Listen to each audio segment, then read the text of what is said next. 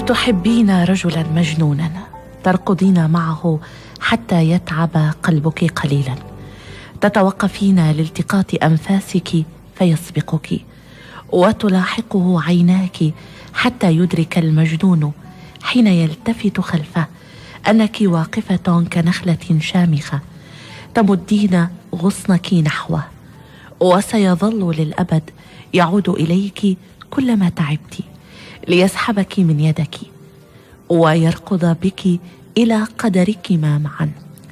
وإن تقاعست عن الركض معه سوف يحملك على ظهره ليأخذك إلى آخر الدنيا ويقول لكل العالم أنك أنت وطنه وبندقيته وزهرة الياسمين الوحيدة الباقية على شجرة عمره.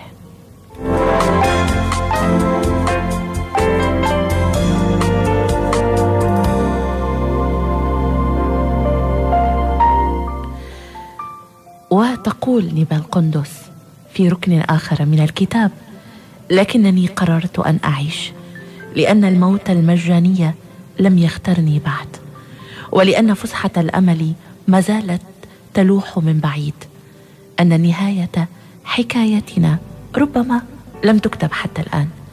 كانت يافا ترجوني طيلة الوقت أن أستمر في الحياة، أن لا أنطفئ، أن لا أكرر غلطتها الفادحة، أن لا أصير ظلا خلف جدران صامتة. وحسنا أنني فعلت. حين قررت ترك العمل سحبتني من يدي إلى السيارة وأغلقت الباب علي وبدأت تصرخ في الشارع كالمجنونة: اذهبي إلى عملك الآن، اقتحمي الحياة بكل قوتك، لا تكرري سذاجتي، الحياة لن تتوقف لأجلك، لن يلتفت لك أحد إن انهزمت. واجهي العالم، واجهي الحياة، لا تكوني نسخة مكررة مني. وذهبت.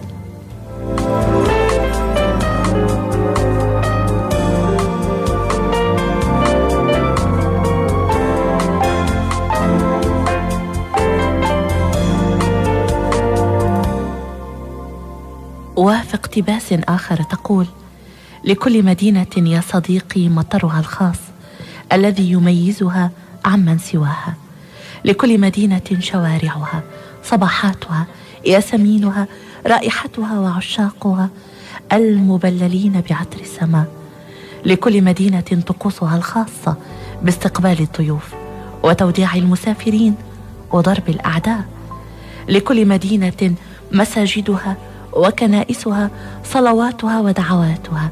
فكيف تعيش في مدينة لا تشبهك ولا تجد في طرقاتها وجه أمك ورائحة كفيها المخضبين بالحناء؟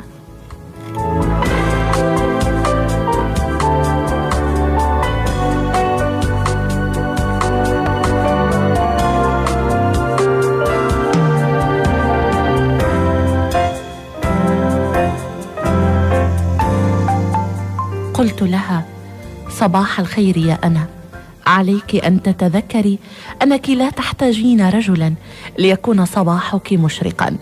كوني أنت جمال الصباح وأناقته.